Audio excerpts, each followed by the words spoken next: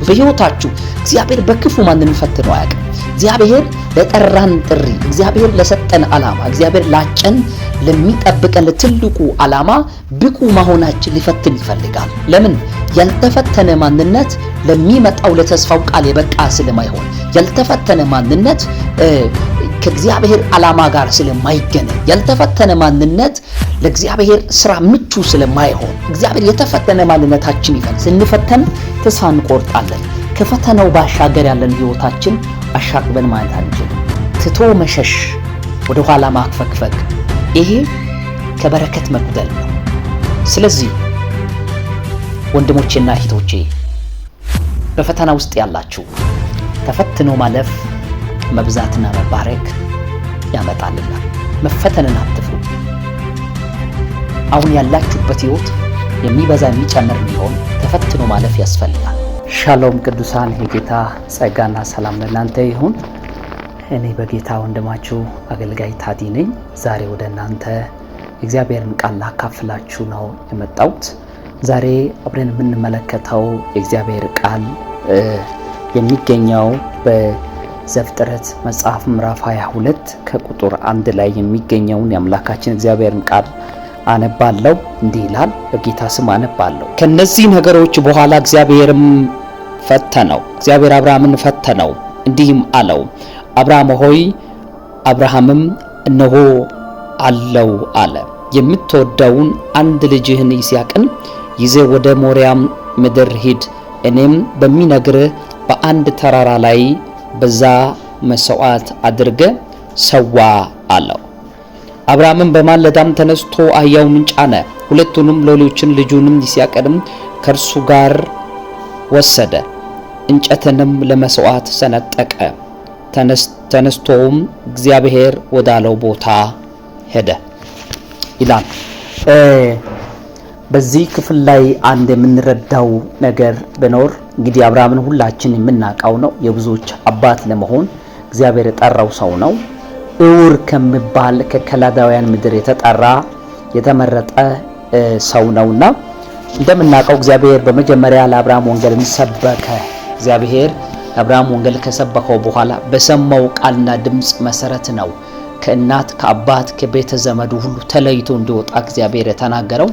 ከዛም ወዲያ እንግዲህ አብርሃም በ75 ዓመቱ ከወጣ በኋላ የተስፋው ቃልና አብርሃም የሰማው ተስፋው ቃል እስኪፈጸምበት ጊዜ መሃል ያለው ወደ 24 ዓመት ገደማ ብዙ ውጣ ውረዶች ነበሩ። አብርሃም ሰምቶ የወጣ የታዘዘ ነው። ሁላችን እንደምናውቀው በእምነት ለሁላችን አባት የሆነ ለሁላችን ምሳሌ ወይም አርያ የሆነ ሰው አብርሃም ነው። አብርሃም ማመነ፣ ጽድቅ ሆኖ ተቆጠረለት የተባለው በጣም ብርቱ ሰው ነው። ይህ ሰው እግዚአብሔር እንደተናገረው ዘርህ እንደ ምድር አሸዋ እንደ ሰማይ ከዋክብት ይበዛል ብሎ በተናገረው ቃል መሰረት ምንም ቢዘገይ ይስሐቅን ለማግኘት 24 ዓመት ሙሉ ቢጠብቅም ይስሐቅን እግዚአብሔር ሰጠውና የተቀበለው ተስፋ ቃል በሕይወቱ ያለው ሰው ነው።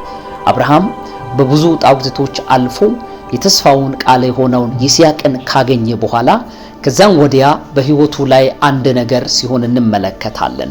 እግዚአብሔር ይስሐቅን ለአብርሃም ከሰጠው በኋላ አንድ ልጅህን ይዘ ወደ ሞሪያም ተራራ ውጣ ሰዋልኝ አለውና ከመጀመሪያው ስትጀምሩ ምዕራፍ 22 ከቁጥር 1 ላይ አብርሃምም ይስሐቅን ይዞ ወደ ሞሪያም ተራራ ሄደ ይላል። እግዚአብሔር አብርሃምን ፈተነው የሚል ቃል ታገኛላችሁ። እግዚአብሔር ሰው ልጅን በክፉ አይፈትንም። ሁላችን እንደምናውቀው ግን እግዚአብሔር አብርሃምን ፈተነው። ምን ያህል ለኔ ቦታ አለው? ምን ያህል ለኔ ስፍራ አለው? ከስጦታው ይልቅ ሰጪው እኔን ያበልጠኛል ወይ? ከኔ ይልቅ የሚወደው ነገር አለ ወይ ብሎ እግዚአብሔር ይስሐቅን 24 ዓመት ሙሉ የጠበቀውን ይስሐቅን ለኔ ሰዋልኝ አለው፣ ስጠኝ አለው፣ ለኔ መስዋዕት አድርግልኝ አለው። አብርሃምም አላንገራገረም፣ ታዘዘ፣ ይዞ ወጣ። በታማኝነት ወደ ሞሪያም ተራራ ይስሐቅን ይዞ ሄደ። ተፈትኖ ማለፍ በሚል ሐሳብ ነው ዛሬ ማወራችሁ። ተፈትኖ ማለፍ። አብርሃም የብዙዎች አባት ሆነ ስንል ብዙዎቻችን አፋችን ሞልተን እንናገራለን። አብርሃም የብዙዎች አርያ ሆነ፣ ለብዙዎች አባት ሆነ ስንል ብዙዎቻችን ደስ ይለናል። እግዚአብሔር በእሾህ ቁጥቋጦ ላይ ለሙሴ ሲናገር እንደዚህ አለው፣ እኔ የአብርሃም የይስሐቅ ያዕቆብ አምላክ ነኝ አለው። ይህ ዘላለም ስሜ ነው አለ። ይህ ስመ ገናና የሆነ ብርቱ ሰው አብርሃም በምን አልፎ ነው የብዙዎች አባት የሆነው? አያችሁ፣ እግዚአብሔር እንደ ምድር አሸዋ ዘሮችህ ይበዛሉ፣ እንደ ሰማይ ከዋክብት ይበዛሉ ብሎ ቃል ቢገባም እንኳን አብርሃም ተፈትኖ ነው የብዙዎች አባት የሆነው። ተፈትነን ነው ለብዙዎች የምንበቃው። ብዙዎቻችን በሕይወታችን በሚገጥሙ ፈተናዎች፣ በጥቂቱ በብዙ በሚመጡብን ነገሮች ቶሎ ተስፋ እንቆርጣለን። እነዚህ ነገሮች በሕይወታችን በሚገጥሙ ነገሮች ውስጥ መብዛት እንዳለን አናስተውልም ማለት ነው። ስለዚህም ዛሬ ልላችሁ የሚፈልገው ነገር ቢኖር ተፈትኖ ማለፍ በሚል ሐሳብ ነው ማውራት የሚፈልገው። ተፈትኖ ማለፍ ነው ለብዙዎች ብቁ ለብዙዎች አባት የሚያደርገው። ተፈትኖ አልፎ ነው እንደ ምድር አሸዋ እንደ ሰማይ ከዋክብት የበዛው። ተፈትኖ ማለፍ በሕይወታችሁ እግዚአብሔር በክፉ ማንንም ፈትኖ አያውቅም። እግዚአብሔር ለጠራን ጥሪ፣ እግዚአብሔር ለሰጠን ዓላማ፣ እግዚአብሔር ላጨን ለሚጠብቀን ለትልቁ ዓላማ ብቁ መሆናችን ሊፈትን ይፈልጋል። ለምን? ያልተፈተነ ማንነት ለሚመጣው ለተስፋው ቃል የበቃ ስለማይሆን፣ ያልተፈተነ ማንነት ከእግዚአብሔር ዓላማ ጋር ስለማይገናኝ፣ ያልተፈተነ ማንነት ለእግዚአብሔር ስራ ምቹ ስለማይሆን እግዚአብሔር የተፈተነ ማንነታችን ይፈልጋል። ስለዚህ ዛሬ ምንድነው የምትለን ካላችሁ አንድ ነገር ብቻ ልላችሁ ፈልጋለሁ። ተፈትኖ ማለፍ ብቁ ያደርጋል። በተለይ በእኛ ዘመን መፈተንን አንወድም። ቻሌንጅን መጋፈጥን አንወድም። በቻሌንጅ ውስጥ ማለፍን አንወድም። ግን እንደ አብርሃም መብዛት፣ እንደ አብርሃም መባረክ ባይዘው አብርሃም በባለጠግነት የተገለጠ በጣም ብሌስድ የሆነ ሰው ነው። አንዳች ያላጣ ሁሉ የተሟላለት ሁሉ የተሰጠው ሰው ነው። ያለፈበት መንገድ ግን ፈተና የሞላበት ነው። ቻሌንጅ የሞላበት ነው። የተስፋውን ቃል ሲጠብቅ የተስፋው ቃል ከመጣ በኋላ አንድ የሚወደውን አንድ ልጁን ትበዛለህ ያለውን በሱ ትጠራለህ ያለውን እግዚአብሔር ስጠኝ አለው። አየህ፣ እግዚአብሔር ሰጥቶ ይፈትናል። መጀመሪያ አብርሃምን ከልክሎ ፈተነው። አብርሃምና እግዚአብሔር ያላቸው ኢንቲሜሲያቸው በጣም ጠንካራ ስለነበረ 24 ዓመት በቆየው በይስሐቅ የአብርሃምና እግዚአብሔር ህብረታቸው አልተቋረጠም።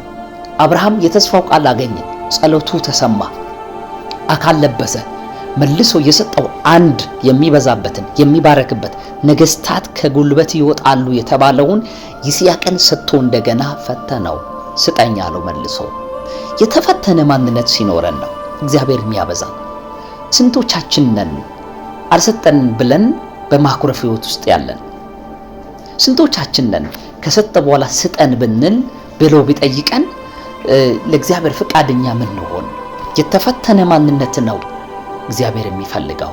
ተፈትኖ ማለፍ። አብርሃም በስደት ኖረዋል። ከእውር ከለዳን ምድር ወጥቶ እግዚአብሔር ወደሚያሳየው ምድር ገብተዋል። በከነዓን ኖረዋል። ኑጋንዶ ኩኖ አብርሃም ኖረዋል። ተፈትነዋል።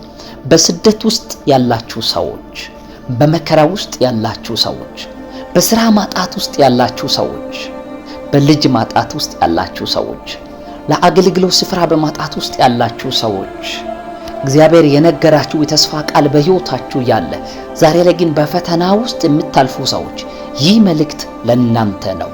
እግዚአብሔር ከተፈተናችሁ በኋላ የሚሰጠው የምትስቁበት ነው። እግዚአብሔር ተፈትኖ ማለፍን ይፈቅዳል።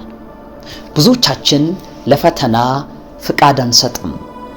ለፈተና የተዘጋጀ ልብ ግን እኛ ዘንድ ሊኖር ይገባል። ብዙ ጊዜ ስንፈተን ተስፋ እንቆርጣለን። ከፈተናው ባሻገር ያለን ህይወታችን አሻቅበን ማየት አንችልም። ለዚህ ነው ያዕቆብ እንደዚህ ያለ በፈተና የሚጸና እርሱ የተባረከ ነው ይላል።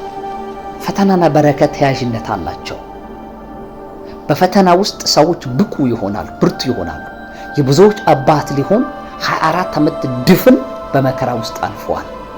የብዙዎች አባት ሊሆን አንድ ልጅ ይስሐቅ ለማግኘት ዋጋ ከፍለዋል። የብዙዎች አባት መሆኑ ለማይቀር አንድ ይስሐቅን ለማግኘት አምጠዋል፣ ዋጋ ከፍለዋል። ከዛን ወዲያ ነው የብዙዎች አባት ይሆናል። ዛሬ እግዚአብሔር በአንድ ነገር እኛን ሊፈትነን ይፈልጋል። ከዛ ብዙ ነገር ይሰጠናል። ብዙዎቻችን አግኝተናል፣ እግዚአብሔር ከቤቱ አጣን። ብዙዎቻችን እግዚአብሔር የሰጠውን የነገረውን ለእኛ ከሰጠን በኋላ እኛ ከቤቱ ታጣን፣ ከቤቱ ጠፋን። ይህ መልእክት በየትኛው አቅጣጫ የምትከታተሉ ለእናንተ አንድ አስምሬ መናገር የምፈልገው ነገር ብኖር ተፈትኖ ማለፍን አትፍሩ። ፈተናን መጋፈጥን አትፍሩ። አብርሃም መካንነትን ተጋፍጠዋል። ልጅ ማጣትን ተጋፍጠዋል። አብርሃም ተስፋ ቃል ይዞ ድምፅ ይዞ በመንገዱ ለሚመጣው ሁሉ ከእግዚአብሔር ጋር ያለው መስመሩን ያለ መቋረጥ ጠበቅ አድርጎ ይዞ ነገር ግን ፈተናውን ተጋፍጠዋል። ትቶ መሸሽ፣ ወደ ኋላ ማክፈክፈክ፣ ይሄ ከበረከት መጉደል ነው። ስለዚህ ወንድሞቼና እህቶቼ በፈተና ውስጥ ያላችሁ ተፈትኖ ማለፍ መብዛትና መባረክ ያመጣልና መፈተንን አትፍሩ። አሁን ያላችሁበት ህይወት የሚበዛ የሚጨምር እንዲሆን ተፈትኖ ማለፍ ያስፈልጋል። በዚያ ያዥ አንድ ነገር ልናገር ፈልጋለሁ። እግዚአብሔር አብርሃም ለምን ፈተነው? በክፋት በአመፃ አይደለም። እግዚአብሔር አብርሃምን የፈተነበት ምክንያት ለምን እንደሆነ ታውቃላችሁ? የብዙዎች አባት እንዲሆን፣ የብዙዎች አርያ እንዲሆን። በየትኛው አቅጣጫ ብትሄዱ አብርሃም አባታችን የሚሉ ብዙዎች ናቸው። የብዙዎቻችን አባት ሆነ። ለዚህ ነው ገላትያን ምዕራፍ 3 ቁጥር 13 ላይ ስትመለከቱ እንዲህ የሚል ቃል ታገኛላችሁ። የአብርሃም በረከት በክርስቶስ ኢየሱስ በኩል ወደኛ እንዲመጣ ይላል። የአብርሃም በረከት በኢየሱስ እስኪመጣ ግን በፈተና ውስጥ እሱ አልፈዋል። ለመፈተን ልባችሁን አዘጋጁ። ለመፈተን ተዘጋጁ። ከፈተናው በኋላ በረከታችሁ ይመጣል። በአንድ ክፍል ውስጥ ያሉ ተማሪዎችን አንድ አስተማሪ ሲፈትን የሚፈትነው የአስተማሪው ዕውቀት እንዲለካ አይደለም፣ የተማሪው ዕውቀት እንዲለካ ነው። ምን ያህል ተምረዋል፣ ምን ያህል ጨብጠዋል፣ ምን ያህል ተከታትለዋል፣ ምን ያህል ለትምህርቱ ትኩረት ሰጥቷል የሚለውን ይፈትነዋል። አስተማሪው ግን ፈተናው የሚያወጣው እሱ ራሱ ነው። መልሱም ያለው እሱ እጅ ላይ ነው። እግዚአብሔር እኛን ሲፈትነን መልስ በእጁ ይዞ ነው። ማውጫውን እያዘጋጀ ነው። ሊረዳን እየቻለ ነው። ስለዚህ የእግዚአብሔር ታላቅነት በእኛ ፈተና አይለካም። የኛ ውስጥ ማንነታችን በፈተና ውስጥ ግን ይጠነክራል።